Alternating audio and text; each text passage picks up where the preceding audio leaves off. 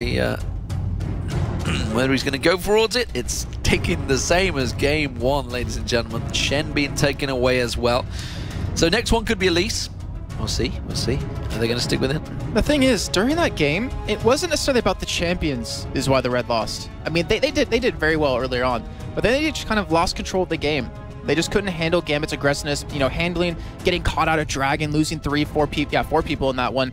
They need to just kind of step it up, play a little bit better, play a little bit smarter, but as you're saying, we're seeing the bans continue. Nidalee now, maybe? Will it be Nidalee? Or will actually Alex fancy playing Nidalee? Maybe. This is where they could switch up. Nidalee and Lucian were the final two bans. Lucian was the ban for Gambit last time around. Maybe they just don't want to face that. Maybe Genja just doesn't like that style of play. He did change his play. I mean, he went Bloodthirst to Phantom Dancer. That's something we've not seen from Genja at all. Yeah, he used to like build it on his Kog'Maw, because obviously you want to build attack speed on a Kog'Maw, but you know, on his Misfortunes, on his Varuses, even on his Ashe with that tier build. So they didn't want to face Shyvana. Well, Shyvana, to be fair, was Faris's champion and Red really their best player. I guess you could say their best champion in the previous match. That does mean Lucian is available. He's the only one that didn't get through from the previous match bans. I want to know what they're going to pick up here, though, because Annie is a possibility again. That was a very highly prioritized pick for Gambit in the last game prior for Edward. Then again, I kind of want to see him on Thresh, you know? I'm feeling this Thresh King. I want to see if he's returned to his state here. I wonder if Darien's just going to say, screw you guys, I'm taking Renekton. Lucian currently hovered over. Jack's also out there as well, don't forget. We saw him in game one. Banned out in game one, actually, of the NIP game, and picked in game two of the NIP game as well. So he does go with Lucian, though. So that it was banned in game one. So this time around, they're thinking, okay, it was Gambit that actually banned it as well. So they are. It's going to be Genja. Could be Alex Ich, you know. This really scares me, though. Last time they tried to take the Korean meta and just exactly copy it was the Curse the Sad Bolt time back in Katowice. That didn't work at all. It just completely failed for their part. So are they going to try to go for that again with the double 80 composition like we've been seeing in OGN currently? I don't think it's really copying the Korean meta. I think it's just a case of everyone's meta right now is Lucian. I mean, you can look at all the amateur tournaments that have been happening around Europe, and pretty much everybody is playing Lucian. He is a champion that is effectively dominating solo queue. And the burst and the range, I mean, off of his Q, it's really hard to It's a safe champion to play. It's a good range champion. We are going to see once again, looks like Niksar wants to be back on towards Jinx, so it seems to work for him. And again, the same support for Dimonko. Yeah, I mean, they didn't do terrible at all. They even got a kill onto Edward, so they actually were up 1-0 in the lanes together. Oh, please let that be a Rengar. I think Darien was, in my head, the first person to actually play Rengar when he came out in a tournament that Joe and I were casting was like a qualifier for something. And Rengar is kind of back as well. It's starting to be played quite a lot more often, but Renekton is such a strong champion right now that I don't think Darien can see past that one. And again, we're going to see Diamond Prox just picking in Vio. It's going to be quite happy on that one, and it's a champion that we saw. I think I was talking about, it was Bengi, wasn't it, that we played it quite a bit. You mentioned that. And trying to think back to the Worlds, who was heavily playing Vi quite a lot. Didn't actually make massive impact, I guess, in the Tournament of Worlds, from what I can think of. I'm pretty sure Bengi played it a few times. Certainly back in the OGN summer, it was the champion he played in the finals. Monte Cristo will have to correct me if I'm wrong on that one, but it's a possibility. We are going to see Orianna, though, taken away from Alex Ich, although I'm not sure he wanted it this time around. Yeah, I mean, if you have Lucian available, they banned it out last time, like you said, so if it's up, why not take it for potentially the mid? What are you oohing about? We could have a double AD come out here. We could see Caitlyn being picked up by Genja. Yeah, that's what I was expecting. If we did see Lucian use middle, we would most likely see maybe another 80, well, obviously another 80 carry, and go for that double 80 composition. That's what I'm kind of scared for, is can they copy what Korea's been doing and use it effectively? Because they couldn't do that during the Curse of Sad Bullet time era. But maybe they've been working on that. I mean, we know they've been practicing for about 2 weeks now. They haven't been boot camping, but they've been practicing, which is really good to see. They need to get, you know, their synergy back with Edward being here in the team. But I don't know, maybe they will go that double 80 composition. Yeah, ever since it was announced he rejoined, he was back practicing. And I'm interested to see who they've actually practiced with, because speaking to Deficio early on, he was saying like it's really hard to practice right now. You can only really practice with the amateur teams, because a lot of the LCS pro teams simply aren't playing at the moment. They've been taking that break. You know, the ones that have already qualified, they're just starting to ramp up now, because obviously they're building up to the Battle of the Atlantic that will be be coming in a couple of weeks' time, which could be fantastic. I think Eddie's playing with our hearts there. It's because Annie is still available, and I'd be surprised if they actually go with anything but Annie. I would absolutely love to see Ziggs from Alex Ich. It's one of my favorite champions, but If you've seen the one for all lately on the current patch, my heartstrings right now. They don't want to do that. Oh, but if you've seen with me. the latest patch with the one for all, 5 Ziggs is probably one of the most fun compositions that you can go with. It's so much fun. I was told 5 Nidalees is pretty I will say Quickshot Jonah had played that, and it was hilarious. Just spears everywhere. But we will see the Ziggs locked in, so you're going to be able to see him. I know he's one of your favorite champions, actually. You're so giddy right now. You're so excited to see him. And then we're going to see Edward back on Sona, which was his support champion. No, he was forced to play it. Yeah. Look at every support. Look at every support that joined Gambit. What champion did they play? You know, Voidal played a lot of Sona. Darker forced to play a lot of Sona. Because Gambit are like, no, you're a support. You're playing Sona. He's OP. She's just so good. I mean, that crescendo, that 5x crescendo can be so deadly. Edward always lands those. And I know he wasn't a big fan of playing Sona quite a bit, but it's the champion we know him to play, and not to mention all those photoshops of him on a Sona body. Oh, yeah. It was. I have to bring that one out. I can't remember the name of the skin. It was I can't remember either. I really can't. Look at Sona. I can tell you which one it is. That one right there. It's Maven of the Strings. That's the one. Muse Sona. Just you've seen the pictures, ladies and gentlemen. You can see them. Someone tweet them to hashtag IEM. It's the pictures of Eddie's face on Sona's body. Good stuff.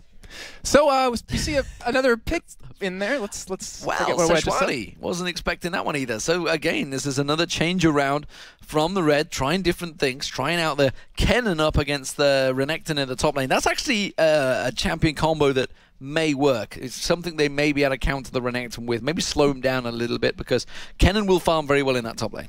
Yeah, and right now I'm worried about team fights, though. I mean, he can be controlled really well with the Vi, with the Renekton, and with the Sona, so he can't really do too much. But the Sejuani, I'm trying to think back. I know Snoopy played it back in Evil Geniuses in the summer split.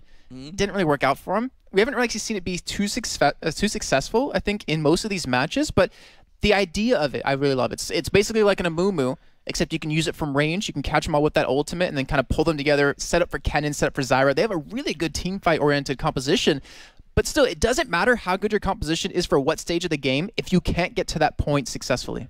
And I'm wondering if Alex is planning on playing against Orianna in that mid lane with the Ziggs, or whether he's planning on something else, whether they're shifting the lanes around, maybe going 2v1 in the mid.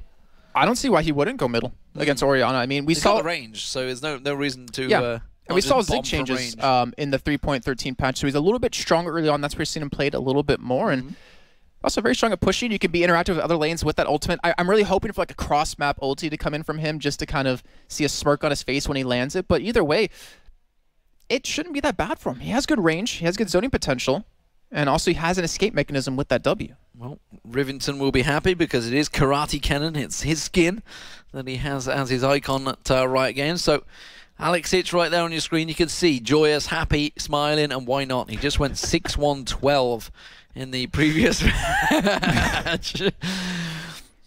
You're very happy, I see, Alex. Very happy. And considering he was like, what, 2 minutes off of potentially getting Challenger last season, was it? You like did a marathon of streaming to kind of get it last second, and unfortunately didn't get it. Which I always find hilarious when the LCS players can't get a Challenger.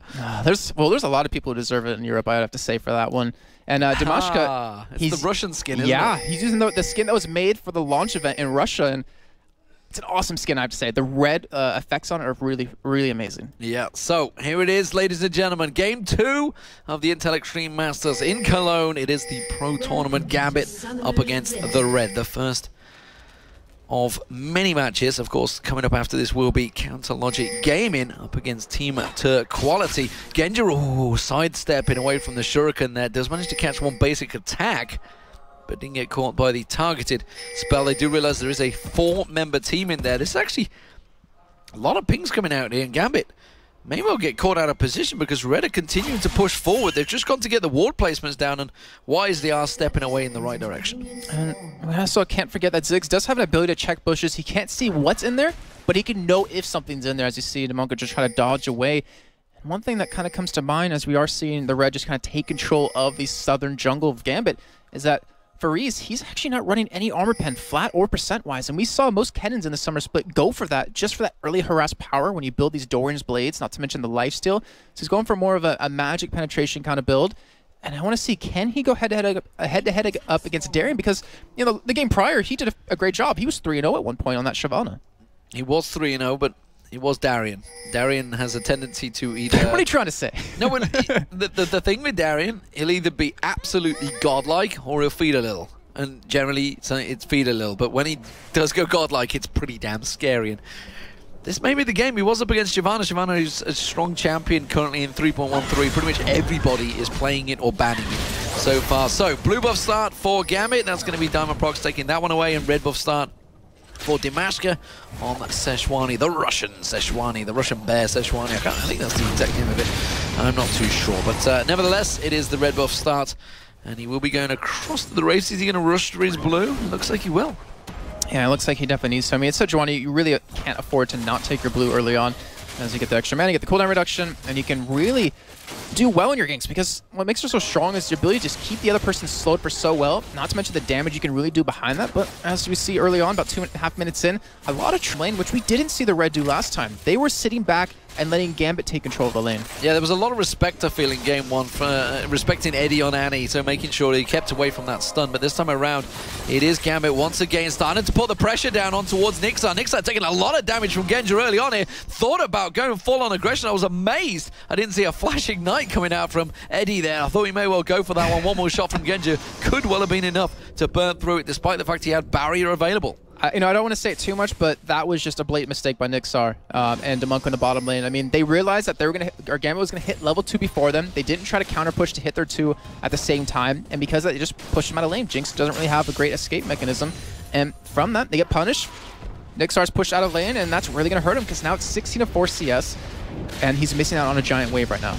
Yeah, just brute force bullied them away from that lane. So good timing, good knowledge, game knowledge from Gambit, Eddie, and Genja. You see the stats along that bottom lane there. 21 CS, Annie in game one. Picked up those 5 kills, got the double if you remember down at the Tribush. We'll see whether he does similar with Sona. He's famed somewhat for being the scumbag along with Crepo for taking those last hits just when maybe they should have gone to the AD carry. I'm actually surprised. Is that it? Just 21? I mean, I was expecting like 40 or 50 on him.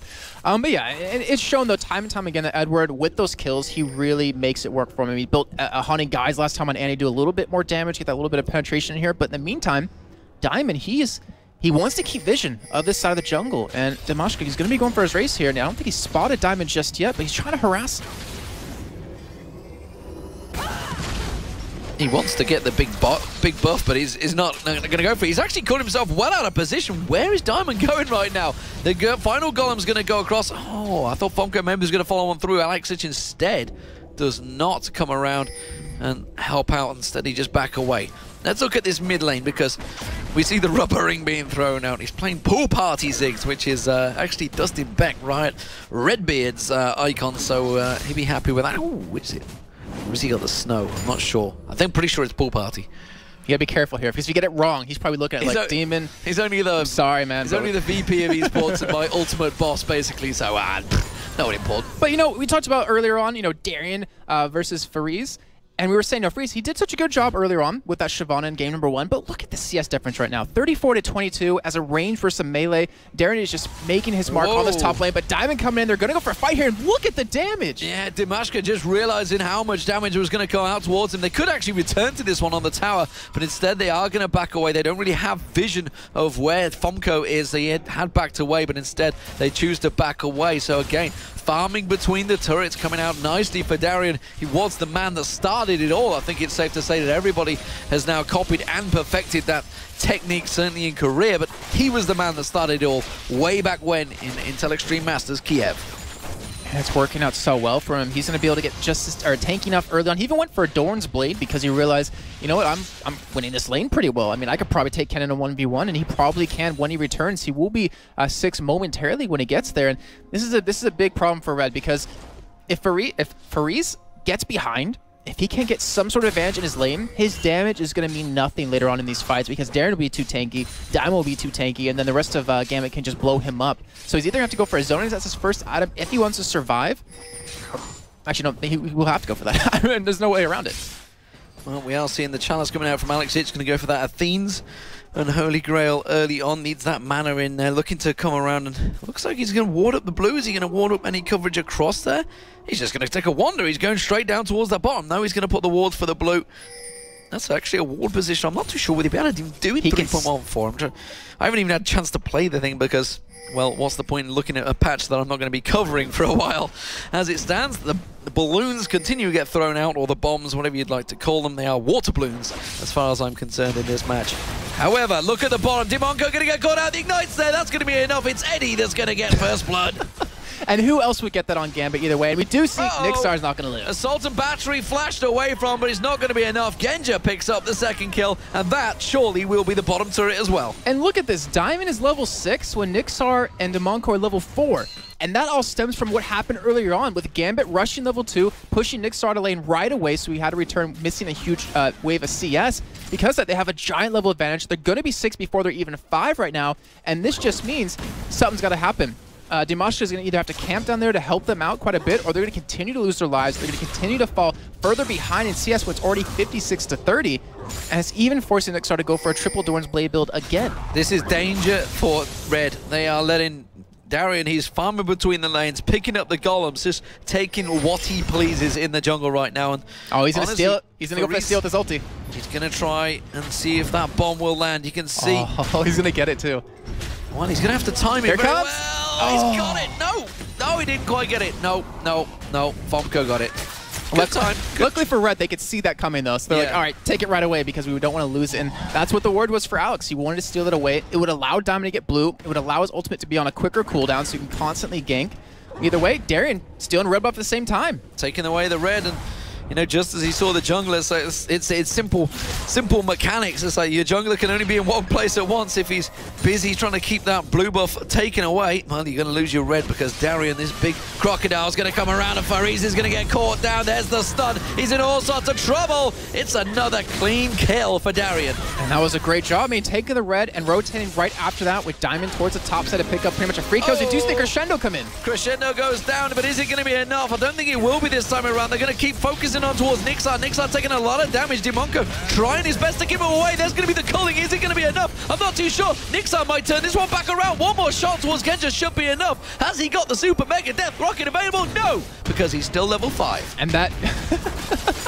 I can even hear the crowd laughing at that one. Yeah, he's level 5 and he's not even halfway to level 6 just yet, but a great trade overall. Genja will be able to lifesteal most of this back here. He better get it quick because he's about to hit 6, and the moment he hits 6, he's going to be firing that bad boy off. But I'm not too sure whether it's going to be enough. No, the heals coming out from EpicSkillshot desperately. He's low on mana, but he's popping out those heals as quick as he can.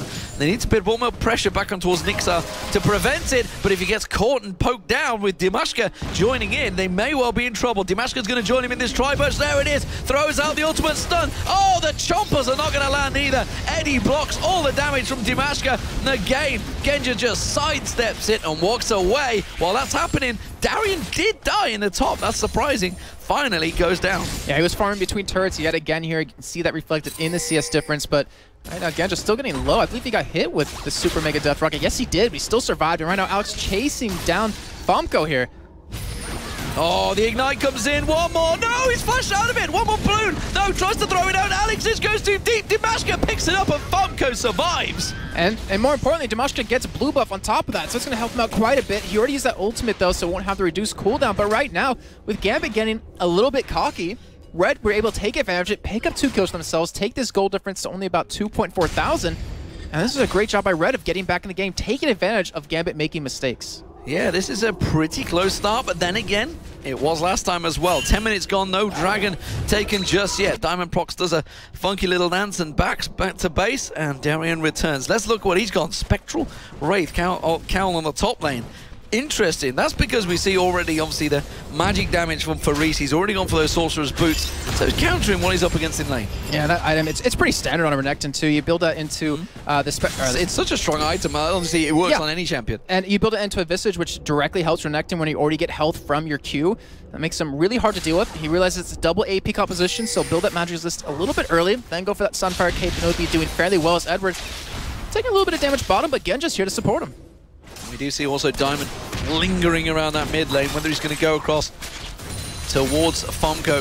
I feel they may well try and get revenge. They realize the flash is not available. Instead, he's going to pass by a ward heading down to the bottom. That's going to give prior warning. Darien once again between those lanes. This time he's going to get the regen on there. Once just little Cleave's going to come around. Dimasjke getting caught out. Dimonko's going one-on-one in the jungle. Can he do it against Shyvana? That's the question. Sorry, Seshwani. The choppers get thrown through. Oh, he uses assault battery to try and get on towards Niksar. Grasping Root comes through and again flashes away. No, he gets locked up, and this time he will get taken down. Dimasjke does manage to throw out that ultimate, but that was a lot burned to get one jungler. Now you can see Alex is. He's going to turn it back around. Shockwave pulled out though, and Dimasjke tries to turn it back around. Eddie comes in there. Crescendo on towards Whisker. He does get the kill. Now we're going on towards Dimonko. Dimonko gets locked up. I can't keep up with the action because he's back and forward. But finally, Gambit to pick up the kill. The kill indeed, Demon. Very true, as he was able to pick that one up. Again, taking advantage of Gambit and their mistakes, taking advantage of Diamond and his aggression to turn that around and pick up a kill. Now, Edward, he wants to go for something here. He has double buffs. He potentially could do it. Eddie continues around. He's in the enemy jungle trying to go for kills on Niksar. Niksar's the AD carry. What are you doing, Eddie? Get back into lane. You're meant to be the support. You're not an AD carry. Fomko forced to back away from Dimonko in the mid lane. It's a back and forth crazy action match. Darien's cleaning out the raids now. He's just going where he pleases, as is Dimasjke. This is a crazy, crazy match. 5-4 in kills. It is a 3,000 gold lead for Gambit, but right now the Red are starting to push them. Yeah, they are, and they're trying to take all these little wins that they keep getting throughout this game and just kind of accumulate it into a big advantage, which they just haven't been able to do so far. But it is still signs of life. They were able to really, you know, accumulate something, and that's what really counts right now. And the thing is, Dragon hasn't been taking this game, man, which is a little bit odd considering we're 13 minutes in, but it kind of shows that both teams really hesitant. Diamond going to be coming around for blue here, and Alex, he's going to try for the steal for a second time. Oh, Fomko's going to get charged up on. Oh, they've got different directions. What are they doing? He got across and got the steal, though. Nevertheless, Dimonko's with the blue buff. That's the top tower going down as well for Darien. So Gambit suddenly turning around a couple of advantages in their favor. A fantastic job by Gambit to kind of just swoop right back into that, and Darien, he's been farming between those two turrets pretty much the entire game so far, and he has a 50 CS lead. We do see Genja going in. A full burst of the Cullen, but unfortunately the plants blocked it out there, and that shows just exactly how much damage that ulti can do when it's on low level. Next to nothing is simply the case. Dimonko, is he being sneaky enough? I think he might be. Oh, they would have been spotted now. Dimasjke realizes he's got two members there. He's coming around. He's going to be Fomko. They're trying to target on towards Super Mega Death Rocket. Assault Battery. There's not even Jinx available in this match. He don't care. He's down the bottom. I don't know what the hell I'm talking about, but nevertheless, it's Darien in all sorts of trouble. Fomko's not going to go down, but Darien is. But no, they just try and defend it. The barrel's coming out. Can they take another one down? Would you believe it? They're still dying. Niksar flashes through, but he's going to get away with a slither of health. Eddie picks up another kill in the bottom. Dimonko going down. Back and forth action across the map, and still a fight for the red. Those Red Bulls, Demon. But yeah, I mean, we saw fights break out everywhere, and a great ward by Gambit in that Wraith bush to spot when anyone was coming from the red side to stop that red take, and they saw it, they went for it, they were able to pick up those kills, even though Darien did go down, but he's finished his Spirit Visage, and right now, still a huge CS lead across the board. I mean, we didn't even touch on the 80 carries right now. Genja has 203 and 128 CS to the 57 of Niksar. Niksar's level 7 to the level 9 of Genja. They are constantly pressuring him and not allowing him to get in this game at all. So, 15 minutes gone in the game. Let's slow things down a little. Let's calm it down, calm it down, calm it down. Everybody's been back to buy items. We're seeing Trinity Force being built up by Genja, so he's going for that for a first item instead. We saw Infinity Edges earlier on. He's on his own down the bottom there. Pressure on towards the turrets, but Red are actually putting Gambit through the paces here, though. But is this Gambit in full control, or is this Gambit just toying with their prey? The thing is, no matter how many kills Red gets right now, they're not getting anything from it. I mean, yeah, they're getting gold, but look at the farm. I mean, that right there just shows you that Gambit, even though they do die, they're constantly farming. They're constantly picking up items. Genja, I mean, he's sitting on 2,200 gold right now to spend when he goes back. And it's really applying a lot of pressure to the Red. But right now, you see the potential of a 3-man gank in this bottom lane as Sejuani is coming down. But Dimasjke, he's going to be, well, spotting Diamond here in a second. This could be bad times. They know that Dimonko is there. He's waiting around. Dimasjke's going to get caught out on. Diamond goes in, tries to dash away. Has he got a Assault Battery available? He did, but he didn't go for it. Had no vision instead of the Dragon Pit, and will work his way down to the bottom. But the ward will spot them out, and they realize and back up once again. So no craziness going to happen right now. Gambit continue to push the pressure, though. And look at this. We've had a change around in the top lane. Fomko caught out. Shockwave used. He should be safe. No, he won't, because the flash from Darien Darien may close the distance. He's going to have Slice and Dice available in a minute. He's taking a lot of damage. Fomko just about using the defensive ball. Turns it back around. Wow! Darien manages to get the kill in the end. Faris is going to come and clean up, though. That will be an easy pickup for him. But that was aggressive stuff from Darien. I think Gambit are just having fun. I would say they're definitely doing that a little bit right there, but they're also still trying to win, as you can see. I mean, with Darien overextending, they pick up a dragon right off the back of that. And one thing that's kind of worrying me right now is we've had a lot of people talk about this to us, is that Genja, he likes to accumulate a lot of gold, but never goes back and spends it until, 10 minutes after he probably needed to. And right now you wonder, with that Triforce done, would he have been able to pick up a couple of more kills on Niksar? But, it's Lucian. He gets really an extra amount of damage just from leveling alone, not necessarily in items. So by staying in lane, he's been getting the levels. He's been applying a lot of pressures. He hits level 7, so he's going to be able to probably pick up a kill here with the Flash ultimate coming out of Edward. Look for it, because that's what's going to kick it off. Oh, they're going to be the flash crescendo. Niksar's going to get caught out. Stranglethorns will go down, but Genja comes in. That's going to be 1, that's going to be 2, and that's going to be Gambit picking up the bottom turret. They are now cleaning house. They have an 8,000 gold lead, 9-6 in kills, and 3-0. All the outer turrets are now down. Exactly. I mean, the kills don't really tell the story, but Alex, he's getting caught here, but can he turn it around? Well, I'm not too sure. We're going to see his own battery zooming in, and Diamond Prox comes in to save the day once again. Dimasjke, that's a juicy target that Diamond wanted. I don't think he's going to be able to get it. Unfortunately not for him, as we did see Alex try to ult him here, but he flashed out of it. But either way, they're going to get a turret off it. They're going to get their hunger quenched by a little bit more gold off of this turret. In the meantime, you're seeing Fomko go bottom. Like, they're trying to react to wherever Gambit's going, but the moment they get there, Gambit's already somewhere else. That's going to be the middle inner turret going down. Minions will close that one out. They move towards the top, where Darien continues to shove on through. Look at the items he's built as well. Look for the pickaxe now as his second item. What's he built towards? Last Whisper? Yeah. I mean, Infinity Edge, who knows it's Darien? I would hope not if it was Infinity Edge, and I would make a bet on it right now, but I still realize Carmack's here, and he thrives off those opportunities. So I'm going to say it's going to be a Last Whisper, but you see, the Red, they're trying to respond with it. They're building up Azonias on Faris, which we kind of expected him to go for, but the items he has are just not on par. Niksar, he can go down here. What are you doing, man? Going in there. Darien's happy to tank this one out. He's going to put those chompers down, but it's not going to be enough. That's an easy pickup for Darien. His support comes in with the grasping roots, but it is all over for him. Genja now focusing in there, putting the damage down towards Fomko. Shockwave comes out there. The support comes in, but it's going to be too much, and Genja will go down. Eddie is in there. He's got Crescendo available. 3 members, uses the Crescendo, and just has to back away. That's 2 down. Alex Ich comes in. They're going 1 by 1. What are you doing, Gambit? They keep going in. The heals are not going to be enough. It's a triple kill. They're gifting it back to Red on a plate, and Faris is taking every single bite. I feel like they're playing Iron Man right now, where they send 1 man in and at a time to see if he can pull off an ace by himself, and it just seems clearly not working right now, even though they got the kill on a Fomko. But to sacrifice 3 people and to give those over to Kennen to Faris, that's exactly what he wanted. That's exactly what he needed on top of that. He's sitting on 2,800 gold, so that Zonius will be done when he goes back, and that will make him that much stronger. And right now, if Gambit, the thing is, they have a lot of gold. They have a huge gold lead, 9,000, but if they keep getting over kills and they allow Red to farm up, then the team fight capability that Red has can really overpower them. It's not quite over 9,000 right now, but it's almost there. Darien was looking possibly for a kill on Faris. If he clears out this wave, maybe it will go over 9,000. But, well, we have the Trinity Force along with the Vampiric Scepter for Genja. Meanwhile, his counterpart Niksar is having a horrific time. 100 CS advantage built up by Genja, because Niksar simply put has not been able to get a break. He went up to the top lane and then found a giant crocodile ready and waiting to pounce on him. Alex Ich honestly hasn't had a great impact on this game as Ziggs, unfortunately, as I'd like to see it. Lich Bane now picked up by him along with Athenes. He's actually quite far ahead of Fomko in terms of farm and I guess gold, because universally his team's picking up a lot more objectives, but hasn't been too impactful so far. Yeah, he really hasn't, but I think as the game goes on, he's going to continue to power up really well. With the fact with that Lich Bane and the changes to Ziggs, he can push very quickly and he can take towers down very fast. And then if you have a 1v1, he's most likely going to be able to pull that one off, considering how far the Red is behind right now.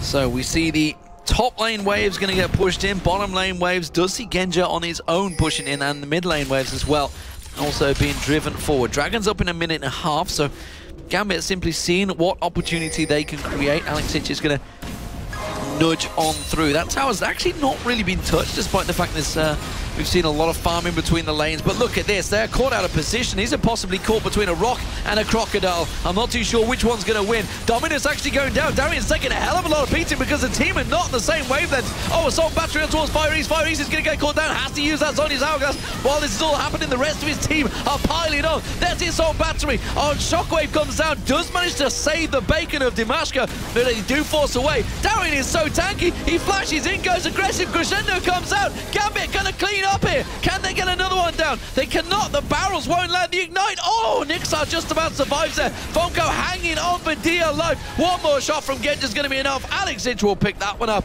And that is a 3-for-1 and a turret for Gambit. And the thing is, that could have been a great fight for Red, but they're just so far behind in gold, so far behind in items. The Dimonko Stranglethorns that came out, zoned out 3 members of Gambit. It allowed them to deal with Darien and deal with Diamond in this pretty much 4 or 5-on-2, but they just didn't have the damage to kill them. If they had maybe 5,000-6,000 gold more in their pockets, they could have killed them and then just completely gone through the rest of that fight, taking it very easily. But this is just Gambit kind of showing it that we're going to overpower you even if it's a bad fight for us. Well, Genja shoving the wave with the culling in the mid. That's going to pile on the minions on towards that inhibitor turret. Do a itty-witty bit of damage on towards it, but as it stands right now, it is Gambit in full control. 15-11. That's 11,000 gold lead as well. 5-0. Red still yet to get even close to taking down one of those turrets. And Dragon, I can't remember if it's even been taken once this game. I think maybe once by Gambit, yeah, but Gambit that's just about it. I think they realize, you know what, we don't even need these objectives. We're having a good time picking up kills, picking up farm. And right now I'm trying to think, what can the Red do to get back in this? And they're trying to, with all the wards they have down in their jungle, they need to see where Gambit's coming from so they could potentially pick up 1 kill, you know, in a 5-on-1. But even at this point, Gambit's staying so grouped that it doesn't even matter. The Crescendo goes down, Dimasjke does get caught out, and that is going to be an easy kill once again.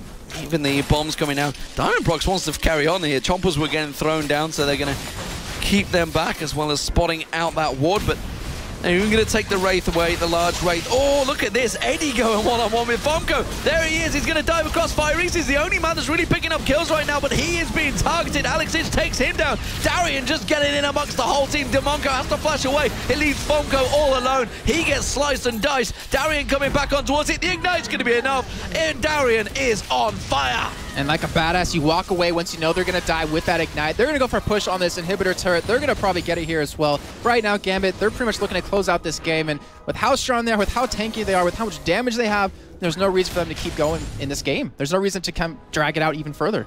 No, they're going to keep on driving on through. They see the blue buff being picked up, the culling being picked up, a stun from Dimasjke, just trying to be as much as they can to keep him away. Darien, being the boss that he is, continues to just drive them forward while the rest of the team take down the inhibitor turret. Inhibitor will follow. Everybody respawning on the red, so expect Gambit to step away the moment they take this one down. Or do unless they can pick up a kill maybe en route.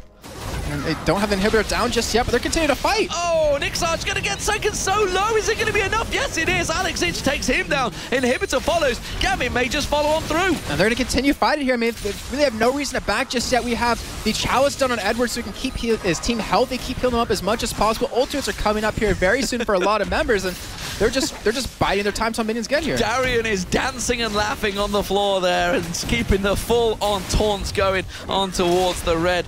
I'm sure there's probably a little bit of banter between these teams. I'm actually looking at chat. There's nothing being said in-game, but you know, 2 Russian teams, when they face off against each other, there's going to be a little bit of banter. How do you know what they're saying in chat? Demon learned Russian without telling anyone. Well, you never know. You never know. I have secret powers. Russian is not one of them. Oh, Gambit. Oh, no. Red, if they push any further, they're going to get caught out here, and they may well do that just in case. They can see the grasping roots on towards Darien will slow him down, but he is an absolute beast in the front line for Gambit in this match. Still just dancing away. I mean, they realize how far they are ahead right now. 15.2 thousand gold lead. No need for Baron as well. With the inhibitor being down, they can just wait for Super Minions to push just like last game and push another lane down, especially with that Lich ban. And Alex even using his ultimate in the top lane to clear the wave. The calling going down. That's going to be slice and dice. Dimonko's going to get caught down. He's going to get single-handedly targeted. Is it going to be enough, though? Fyrese pops in with his ultimate, tries to take him down the moment that Zhonya's hourglass works off. Diamond Prox is in there. Crescendo use, catching on towards 2-3 members. Fomko's going to get caught out. Ignite will be enough to take him down. Dimasjke just off the side. He's going to go down to Alex as well. Niksar's the next focus target. Darien's going to try and get a stun on towards him. Diamond Prox closes out on towards Fyrese. That's going to be the mid lane completely decimated. It's a 3-for-0 fight once again for Gambit, showing they are in full control. And honestly, this is the Gambit we know and love. They are toying with their prey, they are having fun, and they are enjoying League of Legends. And look what Edward picked up at the last second. Magi Soul Stealer not going to give him any stacks here. But either way, Gambit going to clean this one up here, and they're going to advance on into the next round. Yeah, so Cloud9 await them in the next match. That will be tomorrow morning, I believe. That will be happening. So what a match you guys want to see. I know we saw Fnatic versus Cloud9 at the World Finals in Los Angeles just last month. This time around, we're going to see Gambit versus Cloud9. It's a 2-0 victory here at the Intel Extreme Masters in Cologne over the Red. So I really want to give a lot of credit to the Red. I mean, they didn't give up at all. You realize how far they were behind. They kept trying to work on their strategies. They kept trying to catch Gambit out. But it just didn't matter. The gold lead was just too heavily in favor of Gambit. And honestly, they're probably going against the team they look up to. You know, in Russia, being Gambit Gaming, the Russian powerhouse that we always call them, to be able to play against them, to be able to go head-to-head in the first, 5 to 10 minutes, it's got to be honestly an honor for them. I'm pretty sure when they traveled here, they were fairly certain of the result. But like you say, it's good to play against them. This is one of the top teams in Europe. You know, they get to play against one of the most experienced teams, certainly in their own country, which they actually don't get a chance to play them too often. But Gambit, I guess you could say, probably one of the most successful European teams out there, because they've won more than most in terms of they've got third place joint with CLG EU as they were back then.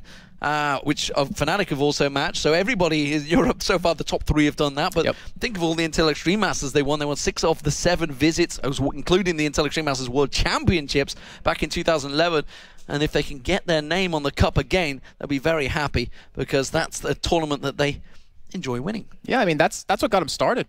The Intel Extreme Masters, like you said, in Kiev. It's what pulled the team together. It's what began. This is their tournament. This is their grassroots tournament. And like you mentioned, the Red. Who knew Moscow 5 when they came into that tournament? Nobody knew them. And they just swept everyone aside, including the likes of TSM Dignitas that were there. Nevertheless, we are